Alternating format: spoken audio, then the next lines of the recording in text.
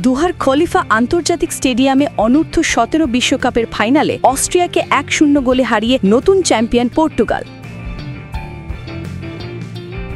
কাতারে 3 বছর পূর্বে কোয়ার্টার ফাইনাল থেকে হতাশা নিয়ে ফিরে যাওয়া ক্রিস্টিয়ানো রোনালদোকে হতাশ করেনি পর্তুগালের যুবারা। এবার সেই কাতার থেকে প্রথমবারের মতো অনূর্ধ্ব 17 বিশ্বকাপের ট্রফি নিয়ে বাড়ি ফিরেছে পর্তুগিজরা। এর আগে গত জুনে অনূর্ধ্ব 17 ইউরোপিয়ান চ্যাম্পিয়নশিপও জিতেছে পর্তুগাল।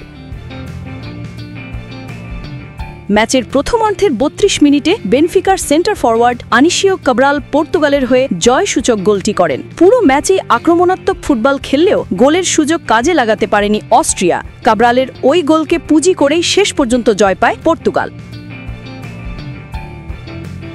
উত্তেজনাপূর্ণ এই মহাকাব্যিক ফাইনালে বল দখল ও আক্রমণেও এগিয়েছিল পর্তুগাল। 58% বল ছিল তাদের পায়ে, 10টি শটের মধ্যে 3টি ছিল লক্ষ্যে। অন্যদিকে অস্ট্রিয়া 42% বল দখলে রেখে 8টি শট নেয়, যার 5টি লক্ষ্যে ছিল।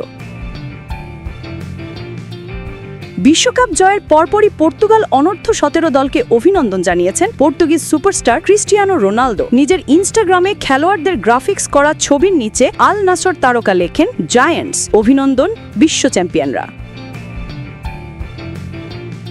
ফাইনালি গোল করে পর্তুগালকে ট্রফি জেতানো কাব্রালের গোলের সংখ্যা 7টি। টুর্নামেন্টে 8 গোল করে গোল্ডেন বুট জিতেছেন অস্ট্রিয়ার জোহানেস মোজে। অন্যদিকে তৃতীয় স্থান নির্ধারণী ম্যাচে নির্ধারিত সময়ে গোল শূন্য থাকার পর টাইব্রেকে ব্রাজিলকে 4-2 গোলে হারিয়ে ব্রোঞ্জ জয়ী হয় ইতালি।